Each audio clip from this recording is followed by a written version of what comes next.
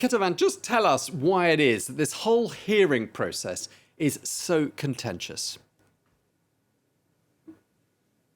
Well, there are two main reasons. One is the timing. Of course, the Democrats still haven't really forgiven the Republicans for preventing Barack Obama from replacing the Judge Antonin Scalia when he passed away early in that 2016 election year. The Republicans who blocked Obama's nominee and prevented him from even starting the hearing process.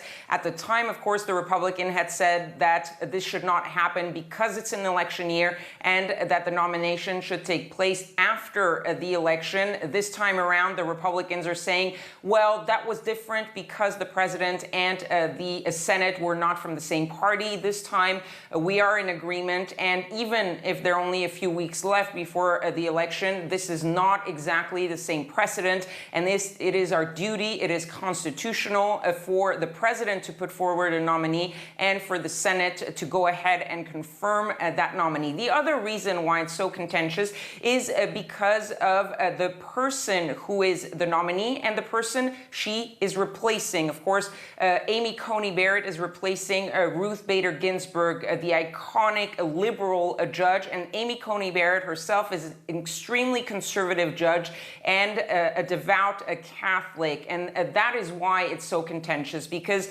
the Democrats feel that this judge and the fact that the Supreme Court will now have a 6-3 conservative majority will put in jeopardy many of the issues they care about. We've heard about health care. It goes also for abortion rights, for LGBTQ rights, for voting rights, and all of that the Democrats fear are going to be overturned with a 6-3 majority, especially with a judge that is so conservative. Okay, and of course, Ketevan, this is a lifetime job on the court, isn't it? But before that appointment's made, just talk us through the process of how we get there. Well, once these opening statements are done with this Monday, you'll have about 2 days of the actual questioning. That's where we're going to see some of the real battle between the Democratic senators and the nominee, Amy Coney Barrett. The senators, each of them, will be getting about 30 minutes of uninterrupted questioning with the nominee. That will last probably about 2 days. Depending on how many rounds of questioning they get. And then the chairman, Lindsey Graham, is hoping that by Thursday he'll be able to start the process of the markup. That means that the Senate Judiciary Committee will start the process of actually voting for that nominee to be taken to the full Senate. He said he will be holding that over to next week, so we should get that vote by at the end of next week, by probably October 22nd.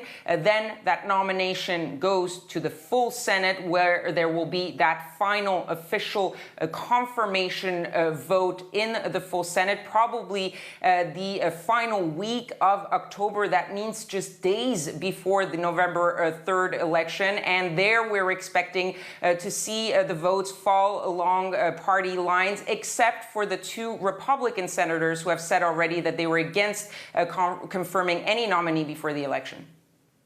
Okay, well, thank you very much indeed for bringing us up to speed. Ketevan Korjasani in DC. Thank you.